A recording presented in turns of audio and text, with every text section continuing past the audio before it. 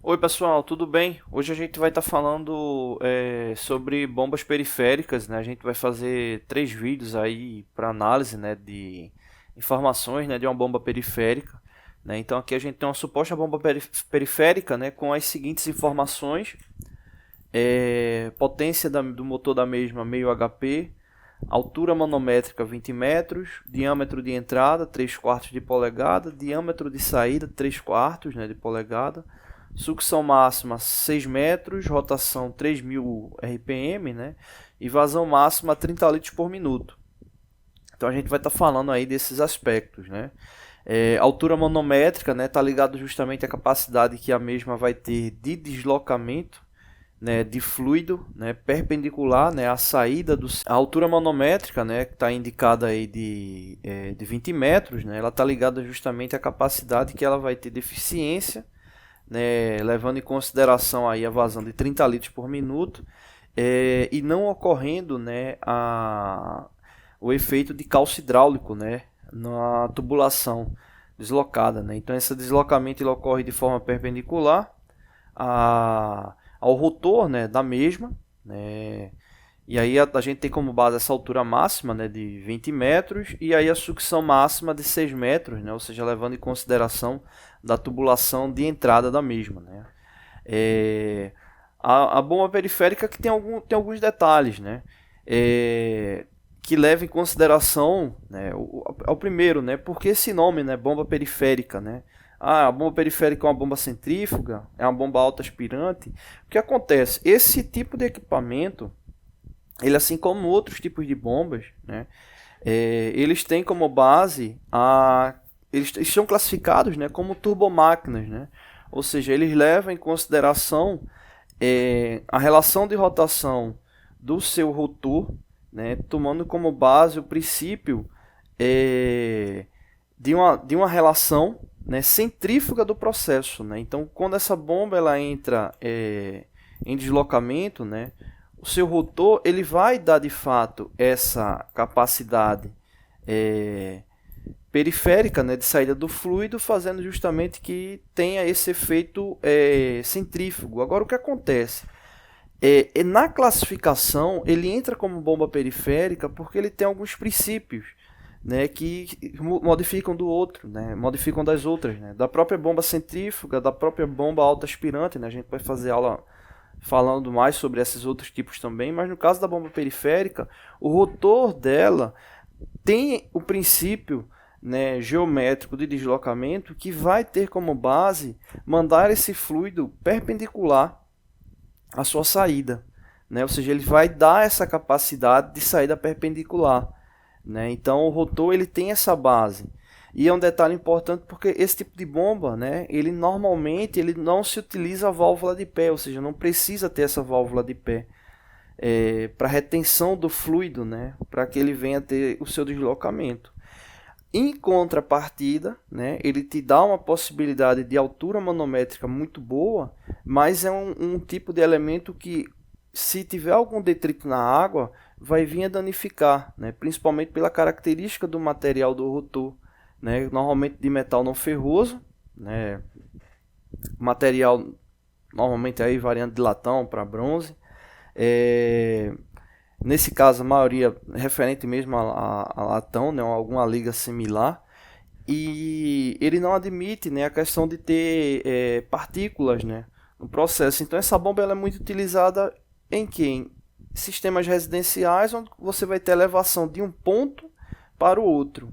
Lembrando sempre que você pegar, exemplo, uma bomba como essa e colocar direto na central que envia água para sua casa, né, você corre um sério risco de sofrer alguma penalidade, né, porque ele pode diminuir a eficiência, né, que essa central ela vai ter de distribuição para as outras residências, né. Então essa bomba ela está muito ligada à questão de você ter um reservatório, né, numa parte baixa, mandando fluido para um reservatório mais alto, né. Então normalmente ela é utilizada para mandar água para a caixa d'água, né. Então ela tem essa capacidade perpendicular de deslocamento muito boa por causa do seu rotor, né. Então ela dá essa relação boa de sucção e também de altura manométrica, né.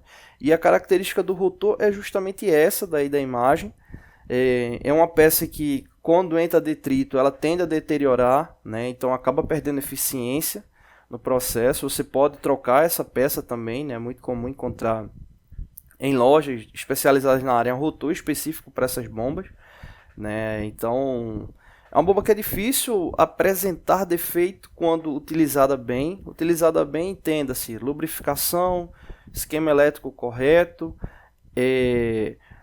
o fluido que venha a ser utilizado, um fluido com qualidade, né? Ou seja, sem detritos no processo, então ela vai te dar aí um bom tempo de uso, né? Então ela tem como base essa questão justamente de estar fazendo esse deslocamento perpendicular, né? Ela também tem esse elemento aqui, né, que é para justamente, às vezes acaba criando um bolsão de ar interno, né, da voluta em relação à linha de saída, né? Então você pode estar folgando, né, esse parafuso aqui para essa retirada de ar, né? Aí justamente esse elemento aí também minimiza a necessidade de uso de válvula de pé em sistemas com bombas periféricas, tá bom? Não deixe de se inscrever no canal, toda semana tem vídeos novos, valeu! Oi pessoal, tudo bem? Hoje a gente vai estar dando continuidade aos nossos vídeos, né, da parte de análise de bomba periférica, né? Aí dando continuidade a essa situação, problema, né, quando a gente tem essas informações dessa bomba periférica, né? A gente está supondo essas informações e analisando a mesma, né? A gente já falou sobre características da bomba periférica no vídeo anterior, falou características, né, no que diz respeito à altura manométrica, sucção, falou sobre alguns princípios, né, que permeiam a bomba periférica, né, levando em consideração seu rotor, né? E agora a gente vai falar sobre um detalhe importante dessa bomba, que é a potência, né? É muito comum essas bombas aí com meio HP, 1 HP, né, ou permeando aí essa faixa, né? E aí justamente o que é que significa, né, essa questão do meio HP? Tá ligado à potência da bomba, né? Ou seja, tá ligado diretamente à capacidade de deslocamento mecânico que o motor da bomba ela vai ter, né? E aí ele toma como base justamente a unidade, né? Então muitas vezes acaba criando um pouco de dúvida, né, sobre a questão da unidade, mas o HP ele está ligado a essa questão, né? Até a sigla, né, em inglês, né, o horsepower, né? Então ele tem como base justamente isso, né? Ou seja, no espaço de 1 segundo, numa distância de 1 metro, transportar 75 quilos, né? Então foi esse o teste que foi feito no passado e aí ficou com base essa unidade, né? E aí um HP aproximadamente 735 watts, né, de potência. Então nesse caso, meio HP é metade do que essa característica aqui indicada, né? Ou seja, pouco mais de 350 watts, né, para bomba, né? É uma capacidade boa para residências, o qual você vai ter um deslocamento aí do térreo para um primeiro andar, atende muito bem, né? A própria vazão da bomba, né, aqui indicada, né, uma vazão aí de 30 litros por minuto, não é uma vazão muito grande, como a gente já viu em outras aulas referentes à bomba, mas levando em consideração, normalmente as caixas d'água, você vai ter lá 500 litros, 1000 litros, né? Então, exemplo, uma caixa d'água com 500 litros, você teria aí uma média de 16 minutos, 18 minutos aí entra também questão de eficiência para encher ela completamente, né? Então, residencialmente é ótima, né? Existem bombas com capacidade de potência maior, existem, né? Vão te dar um efeito normalmente de eficiência maior, né? No que diz respeito a tempo, vazão, mas essa característica para bombas residenciais, onde você não está com a necessidade tão grande de um processo mais rápido, ela vai atender perfeitamente. Tá bom? Então a relação de HP é essa daí, uma bomba de meio HP que é a mais comum para esse tipo de processo. Até que essas bombas elas são bem consideravelmente baratas, né? São bombas de pequeno porte, né? Então, como a gente já falou no vídeo anterior, elas possuem essa capacidade de deslocamento perpendicular, né? Então, meio HP tem uma ótima condição aí de uso, tá bom? Não deixe de se inscrever no canal, toda semana tem vídeos novos. Valeu! Oi pessoal, tudo bem? Hoje a gente vai estar dando continuidade às nossas aulas referentes à parte de bomba periférica, né? Dando continuidade à análise, né? Esse é o terceiro vídeo, né? Quem não viu os outros vídeos, procura aí no canal, né? Na playlist lá da parte de bombas, que tem bastante vídeo lá sobre essa área. Bom, a gente vai trabalhar hoje com a parte de análise de vazão, né? Se observar que a gente tem indicação, né, da vazão máxima da bomba, né? Normalmente a característica que o fabricante informa, e aí vazão máxima de 30 litros por minuto, né? E por que é interessante, né? Até alguns alunos perguntam, poxa, se é vazão máxima, eu posso ter uma vazão mínima. Claro que pode ter uma vazão mínima, né? Só que não existe nenhuma regulagem na bomba para aumentar ou diminuir a rotação como inversor de frequência ligado a ela, né? Eu posso aplicar um inversor de frequência nela? Posso, aí é uma outra questão, mas a gente não tem diretamente inversor de frequência na bomba. Então o que acontece? Essa vazão máxima indicada, ela está levando em consideração a característica de capacidade de deslocamento volumétrico que a bomba possui e a relação de rotação que ela tem com base na eficiência mínima, né? Ou com base na eficiência máxima do processo, né? Então, aí por isso que essa vazão máxima de 30 litros por minuto, né? Provavelmente, se pegar uma bomba como essa e for fazer uma análise, né, com a tubulação curta, ele vai chegar bem próximo dos 30 litros por minuto, né? Mas aí, se for mudando as condições, questão de joelho, enfim, alguma conexão aí que fuja do padrão que o fabricante estabeleceu, ele vai diminuindo essa vazão por causa do processo mesmo, né? Ou seja, de eficiência. Mas tomando como base essa vazão máxima de 30 litros por minuto, a gente já tem como ter uma relação para análise realmente dessa capacidade, né? O qual nesse caso a gente toma como base a rotação, né? No caso aí 3.000 giros por minuto, né? 3.000 rotações por minuto e 30 litros por minuto, né? Então a gente tem como fazer uma relação de divisão, né? Já que ele vai dar 3.000 giros em um minuto, né? Ou seja, vai realizar uma relação completa do seu rotor, né?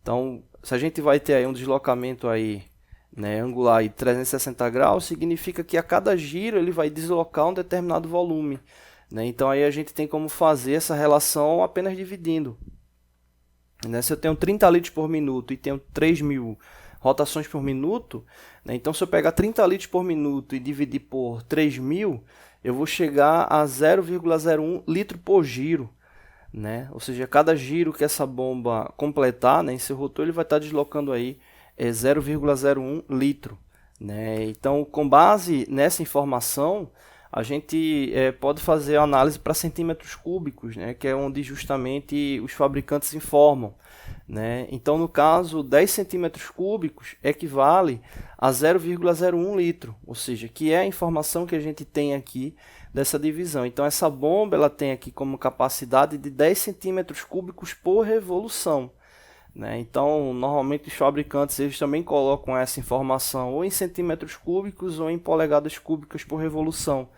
né? A gente tem outros vídeos, né, já falando sobre essa questão também. Então, essa é a capacidade de deslocamento da bomba com base na vazão máxima dela e na rotação, né, indicada pelo fabricante. Não deixe de se inscrever no canal, toda semana tem vídeos novos. Valeu!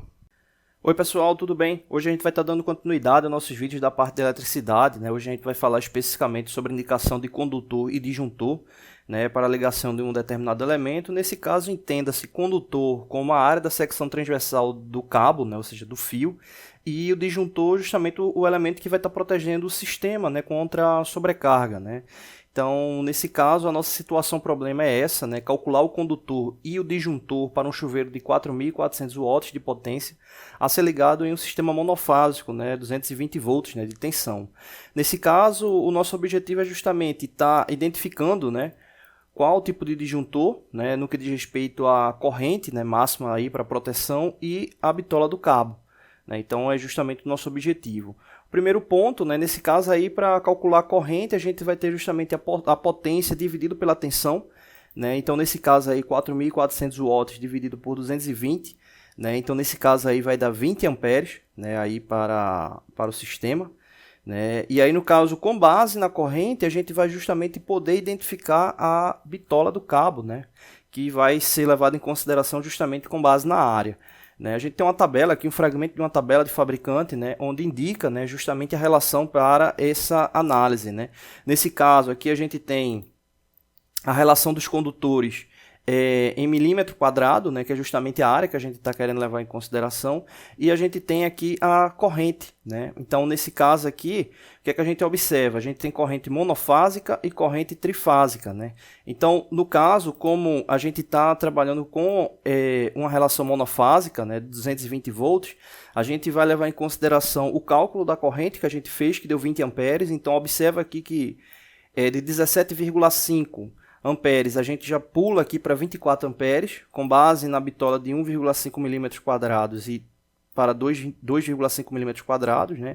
Então, nesse caso, como é para a proteção do sistema, a gente coloca justamente uma relação de amperagem acima daquela que a gente calculou, levando em consideração a proteção, né? Já que a gente vai ter uma relação de bitola de 2,5 milímetros quadrados para 24 amperes. Né? Então, aqui já fica a relação para a escolha da bitola do fio. Né? Então, aqui já fica a indicação.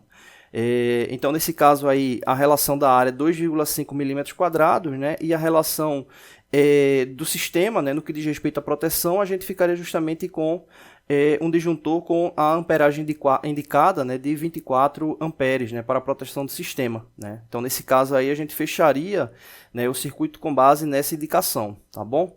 Não deixe de se inscrever no canal, toda semana tem vídeos novos. Valeu! Oi pessoal, tudo bem? Hoje a gente está com mais um vídeo aqui da parte de eletricidade, né? Hoje a gente falando da importância do quadro de distribuição residencial, né? Esse quadro de distribuição elétrico, né, que deve ser utilizado nas residências. Né? E se eu pudesse resumir em uma palavra a importância desse quadro, seria justamente segurança. Por quê? Quando você utiliza um quadro de distribuição elétrica na sua residência, você está justamente seccionando o teu circuito elétrico para que ele venha atender de forma correta as necessidades de corrente que vão ser utilizadas na tua residência. Né? Ou seja, se eu tiver uma linha de iluminação elétrica, eu posso estar colocando uma derivação apenas para iluminação elétrica. Né? Então, ter um disjuntor específico para aquela necessidade de iluminação elétrica. Lembrando que o disjuntor ele vai ter uma relação a nível de amperagem, né, como parâmetro. Né? Então, se a gente tiver uma sobrecarga no sistema, o disjuntor ele vai estar desarmando. Sem contar que eu vou ter uma potência do disjuntor, né, indicada com base na secção transversal do fio que a gente vai estar utilizando para a alimentação desse circuito. Né? Então, se eu tenho lâmpada, utilização de lâmpada na minha residência, chuveiro elétrico, ferro de passar, ou utiliza algum equipamento que tem um consumo mais elevado, né, de necessidade de corrente elétrica, eu posso estar seccionando esse circuito a fim de que o mesmo venha atender cada um desses elementos. Né? Então eu vou ter um disjuntor específico para cada um dos pontos que eu venha a ter necessidade na residência. Né? E isso aí acaba sendo um elemento de proteção para o mesmo. Né? Então eu vou ter um disjuntor com amperagem específica, eu vou ter a bitola de um cabo com uma área específica, né, levando em consideração a carga que ele vai suportar, sem contar que eu posso estar colocando também outros elementos. Né? Eu posso estar colocando elemento de medição de corrente, né, para ter uma noção de qual ponto lá da minha residência eu estou tendo um consumo maior, né, de energia. Né? Eu posso também estar colocando um dispositivo, né, de proteção tipo DR, né, que vai estar justamente cortando a passagem de corrente, né, se vier a ter alguma oscilação abrupta, né, no sistema, né, justamente protegendo uma pessoa que por acaso, né, venha a sofrer algum choque elétrico. Né?